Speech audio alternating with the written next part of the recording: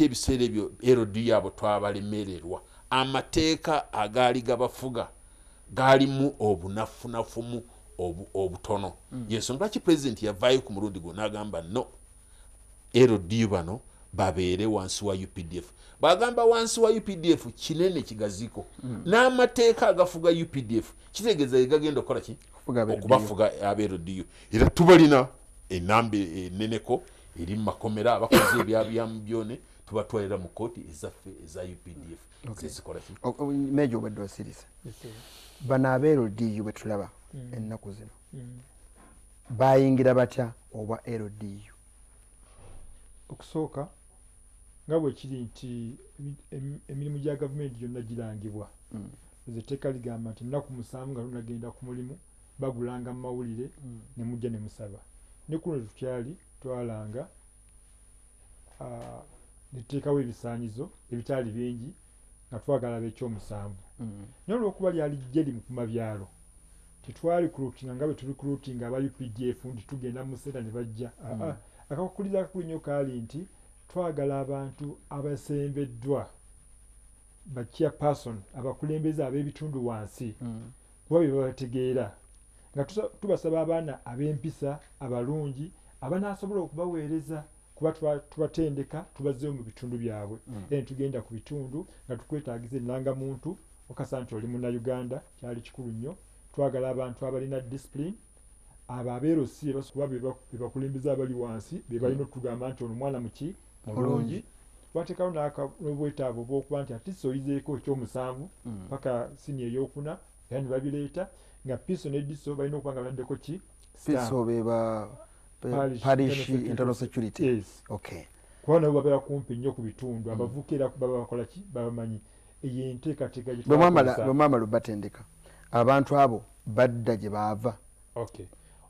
kyetegeeza ng'ekyalo ky'ekitebi kuliko omuntu abeerosi ekitebi baweereza katugamba abantu abakomawo okukuuma ekitebi be bava ekitebi okusoomozebwa okuli nti one bwe tuba tudeployinga amagye tulina formations zetugadieployingamu abantu 12 abasookebwako esection so tutuweereza abantu 12 ojja kwesanga nti waliwo ebitundu bingi nga tebyaleeta ddala muntu n'omu okumpi muluka ngomuka temwalimu muntu kitegeeza mulina okukwata abantu bemufunye abangi ne mugabako mu muluka ogwo abamu abaleeta nga teri kyalo kyaleeta abantu 12 bisookera tutandikirako okudeployinga kitegeeza tulina okugatta abantu abaliwo tubakola ki deployinga naye twakakasa ti abantu abava erubaga badda lubaga abava emukono badda mukono oyinza obbanga tewagenda ku kyalo kwava naye ng'oli mu kitundu ekyo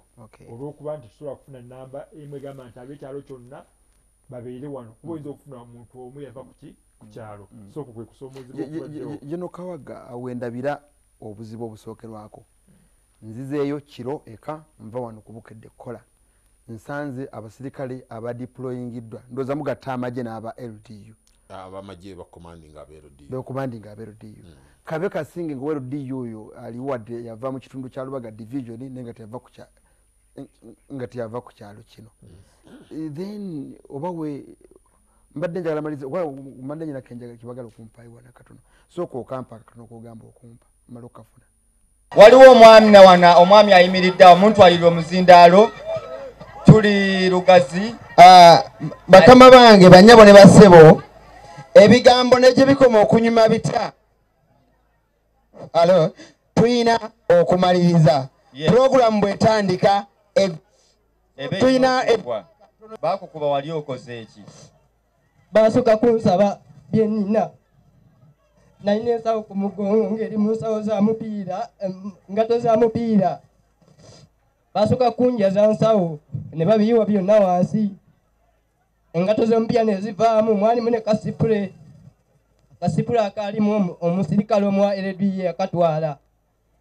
bwe baamala okunjaza omusirikale omu ne bamugamba banjaze mu nsawo ne banjaza mu nsawo ne banjamu ssente emitwalo 18 kati omu yamala okunjijamu ssente n'addamu nankwata mu nsawo n'asikayo omukono naga abadde n'enjaga ng'alina kapiisi k'enjaga omusirikale yakayina n'agamba abadde n'enjaga we batandikira okunkuba chairman aliko mumanyi bulungi amanyi. Chairman yani wagambye? Chairman Kijambya lyerinnya lye bamuyita. Lyerinnya lye bamuyita lya Kijambya. Nga manyi bulungi n'okunyamba kubanga zaali ssaawa 3 nga ngenda waka. Eyali alina okunyamba ku bantu abo. Naye yabakulembera okunkuba nga naye mwennyini ankuba. Kati iye lya wanso agamba kinga ye chairman nga bakukuba. Ano we bankwata we bati ani kugamba. Mbokimanyi wane kusanze oyita. Baade bankubira wano eno ssaawa 2. Abavuka baade bankubira wano. Sayizi zo. Baade bankubira wano. Mbadde mpita nga ngenda kiteza kugula mwenge. Ensonga ezo wazitwalako ku poliisi? Je ziri ku poliisi naye ku poliisi omusango sisa wange ono yagugobako kubanga mbadde sikyasobola kutambula ndi waka. Sister, ensonga ezo wazitwalako ku poliisi? Ensonga ziri ku poliisi. Era omusango bagusindika ewa state. Naye I was surprised last time when I went there. Ne bangamba nti omusango bagusindise Mukono. Ne tubuuza ani eyaguyisa okugenda e Mukono nga ffe abawaabi tetumanyiiko teri yatu. Bakukuba wali ofu. Kakati. Oh, actually, nga police. Yes. We received him as a complainant. From a medical form. Classification ya Dr. Kweri. Right now, I can't commit or deny. Kuba mwanyina w'omukyala w'omulwadde agamba nti bagenda ku kooti ne babagamba nti lwa Mukono. Gye mbadde ndaga okubuuza afande Kawagga yeeyo wadde tuuse ku kya poliisi wano tubadde ntuuka kiri kyokka enkwata badde ngenda kubuuza omuntu atamanyi olumu tamanyi bantu bali ku kitundu tayinza kakasa nti ono yabeera wano basi yabeera wano kati tuddemu abantu abo beemu ku sitole ezabadde ku TV kuno ezimu kuzikusitudde olwaleero. Okusookera ddala njagala nnyonnyole nti LDU ne UPDF okujja twajja kukwatira ku poliisi. Constitution ya Uganda ewa poliisi obuvunaanyizibwa okulaba nti ekuuma munda mu ggwanga bannayuganda n'ebintu byabwe. Constitution ogwo omulimu egubawa. Ne UPDF erina omulimu gwayo. Era mu constitution eyo mulimu akawaayiro akagamba nti poliisi bw'eneebanga efunyeemu obuzito ejja kuyitanga bannyina baayo nga UPDF ne poliisi ejje egikoleki ekikwatireko. Ate naffe nga UPDF bwabeerawo obwetaavu nga tuyinza okuba tulina ensi gye tulwanagana nayo amaanyi gatukoze eki tusobola okujja ne tuyita ku poliisi oba naki nabo ne bajja batukwatizaako ako mu constitution ne bakateekawo. So twajja kukola nga tuyamba ku poliisi okulaba nti embeera ennungi ebeerawo. Nsonyiwa okutwala keyo naye mbadde ndaba muli mu mateeka galinga nkikoneko. So bwe twali tujja okukola operation zaffe tuyina zikola nga tukola ne poliisi n'abakulembeze baffe ab'ekitundu ab'ebitundu nga beero si wano aba defense. Ekyomukisa omulungi bwe mbadde mpuliriza oyo byabadde ayogera agamba noweero si wano yabaddewo yaliko era baali kikweto baali bakikola nga nekwali naye ekyomukisa omubi siwulidde ku erosi omuntu omu bavaayo oluusi olwokuba afunye ekyansi n'ayogera ku muzindaalo ye n'alungiya oludda olulwe tatuwaddeeko tetufunyeeko ku saidi eri endala singa bandeetedde ne ku erosi oba yaliwo naye n'atuwa esaidi eye tuyinza okufuna ekifaananyi ekirungi. So operation ezimu bwe tuba tuzikola ezisingira ddala twagala nnyo okubanga tukolagana n'abakulembeze ab'ebitundu naki kubanga bamanyi abantu baabwe. Nsonyiwa okuyingira maawo Geno ayo baamukuba n'amenyeka omugongo ne bw'aba yali asizza musango gwenkanawa tebalina buvunaanyizibwa bo mukuba kutuuka kumenyeka mugongo. Ekyo kankiddemu nti teri omusirikale yenna alina buyinza bwa kukuba muntu. Era mbadde ngenda nkyogera lunye ku mikutu gye tugendako nga tugamba teri musirikale n'omu akkirizibwa kukuba muntu. Era tugenda tugaba ennamba zaffe bamu neebaza bannayuganda bangi bwe tukubira ekirooli n'akuba essaawa mmeka abasirikale bakoze eki era tubalina mu kkomera kubanga sitwawandiika ba enjo mulimu empisa embi eziyitira era bwe tukifuna nti waliwo ayakoze ekintu kino tulondoola ne tumukwata ne tumuvunaana mu kooti zaffe ez'amagye. So tetuyinza kugamba nti ebintu ng'ebyo ebimu tebiriiwo naye tugezaako kulaba nga afande oyo wadde ali lugazi naye tumukulaze kati ng'olina mu studio bano oyo agenda kukolwa ati lunawuliriza puroguramu eyo bulungi era nkirondoola nkinoonyereza era tujja kulaba wetugenda kituusa ekyo eno eba indiscipline eyingira mu magole bapya n'emmundu mpya n'ebyambalo tebanakutulade empale y'ekyambalo kye emu bweti indiscipline eyo major egenda kukolwa etya mu ggwanga sigamba nti mugenda gikola mutya tugenda gikola tutya kuba kitukwatako mu ffenna ekisooka atunagenda ku indiscipline nzikiriza nkubulira erinnya lyoperation eno bagita operation tokoora tokoora nakinyonyolako kigambo kya lunyankole kitegeeza okujja akikisubi oba ekintu ekigudde ku liiso n'okijjako bw'oba okola ekyo okozesa obwegendereza obw'amaanyi ennyo okulaba nga toleeta kabenje oba buvune ku liiso amakulu ag'okubiri kitegeeza okuwewa bweyita munnakyalo nnyo oteeka obba nga wali oyeeko ebinyeebwa oba kasooli oba empeke zonna ti bw'oba owewa ng'ojjamu ebicaafu weegendereza nnyo nti ebirungi tebigwa wansi ate nga n'ebibi tebisigala mu birungi erinnya banga pulezidenti yalonda erinnya eryo tokoora kajjayo bulungi bacommanders abali wansi amakulu g'operation eno engeri tulina ogikwatamu n'obwegendeza obw'enjawulo nti omuntu atalina mutawaana atali mu mumenyi w'amateeka tulina omulaba nga asigala nga talina mutawaana gwonna tuggyemu abamenyi b'amateeka bonna so ekigendererwa kyaffe kiviirayo bulungi nnyo mu linnya eryo tetulina okuba abeegenderezi nnyo okulaba nga tukola nsobi yensonga lwaki mu conduct operation zaffe zino tutwagala nnyo ba LC1 ne defense okubeerawo lwaki bebategeera abantu baabwe ku kitundu kyamukisa mulungi tikwolwo LC1 yaliko era kitwagala operation ennungi bwelina okubeera naye omwana agamba nti kyeya person yamugamba ti wano wennyini bamuzikubidde bamukubidde oba oli awo waaliwo abantu abakyamu oba ayinza obba ye oba si ye ekyokuba nga bamukuba kibi nnyo tekikkirizibwa si kwero ddi byokka naye ebitongole ebikumaddembe byonna bw'oba okutta omuntu mukwate omutwale mu mbuga z'amateeka nga bwe bakola fayiro ye ogenda bwekirina okubeera bwekityo now ogambye obukambwe ne indiscipline tugikola tutya ekyo twakirowoozawo nga tunabawo nakuleeta bantu bano okubayingiza ma LDU ekisooka twasooka okulaba nti tuteekamu LC1 nga bwe nagambye okubanga beetaba mu kuwandiisa ejje lino lwaki ffe tubeera eno waggulu tetumanyi bantu bano twalowooza nti abeerosi be bamanyi abantu kyakola bulungi nnyo recruitment eno girwakamaliriza twali ekyengera ensangi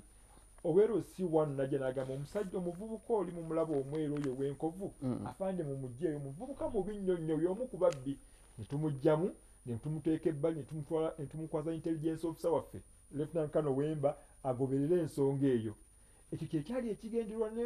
okubateekamu so twegendeza tuleeta bantu ki eyo leve emu esooka okulaba nga tufuna abantu abali disciplined bwe tubajjaawo naffe ne tuscreeningamu sigamba nti byaze tumutwala tulabye tegereza bingi nnyo tubaako n'abagwa bagamba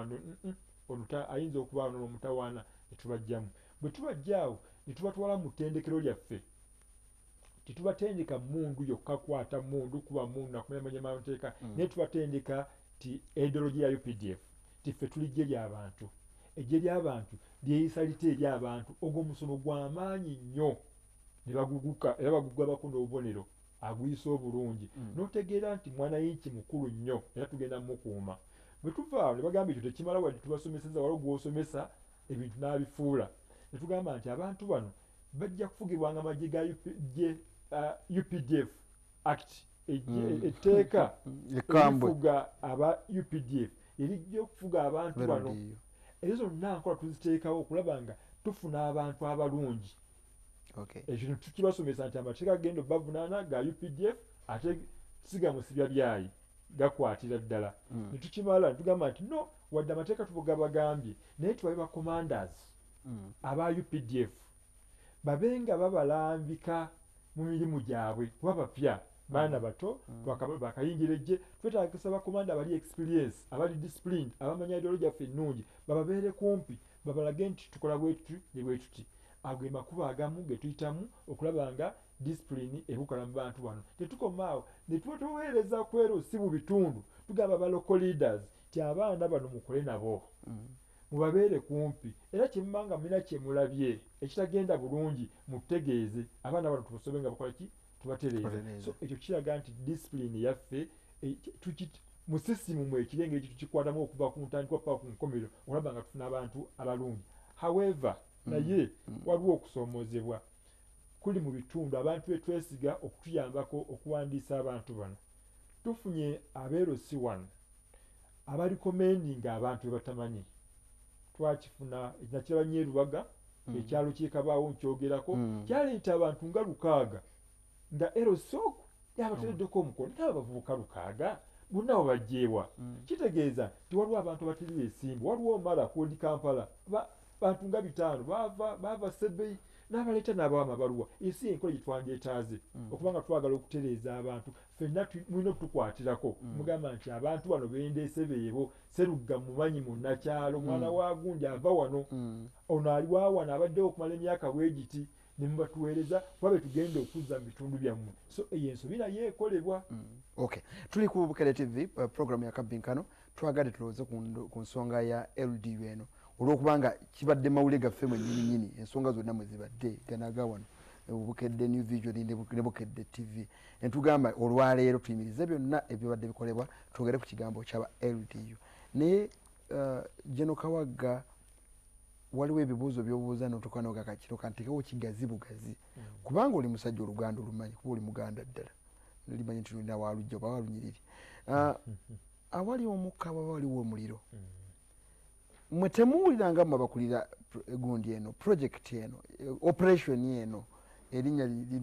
linemye okukwata nti ddala waliwo okukaaba kw'abantu okutandisa okuwera yaabaffe bwe baba nga abaasooka baayimirizibwa ne bava ku bwero diyu ne tuwandiika abapya nga mu baasooka twafunamu empulunguse kati zitowanya kakati mu ggwanga muno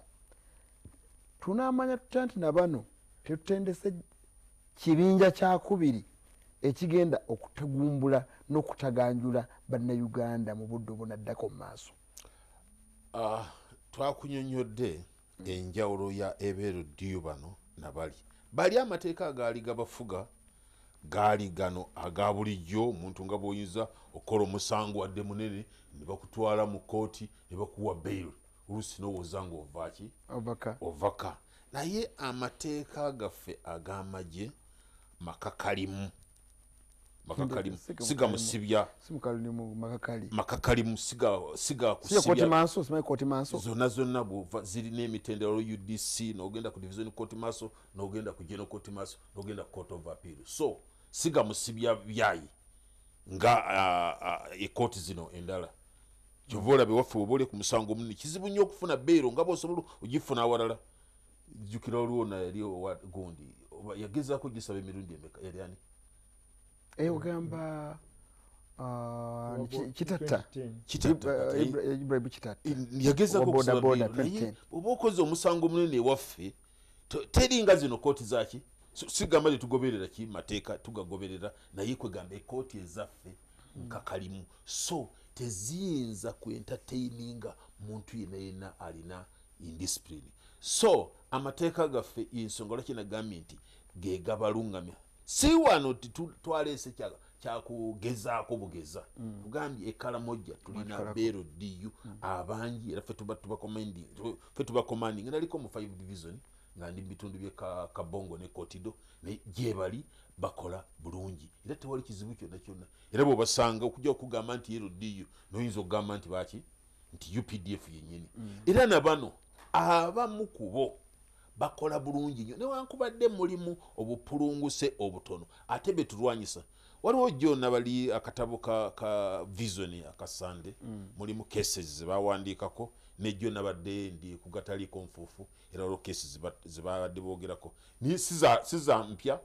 era bwogenda ozitundulira nze nalabye cases ziringa 2-3 zeboogerako naye okusinziira ku namba gye tugambye tulina 6 n'embeera bwe yali okulaba nti oleeta cases 3 ezo bwe ziti kitegeeza ebbanga birinagenda mu maaso nazo tujja kuzeerabira naffe tetwebase tetwebaka tulwana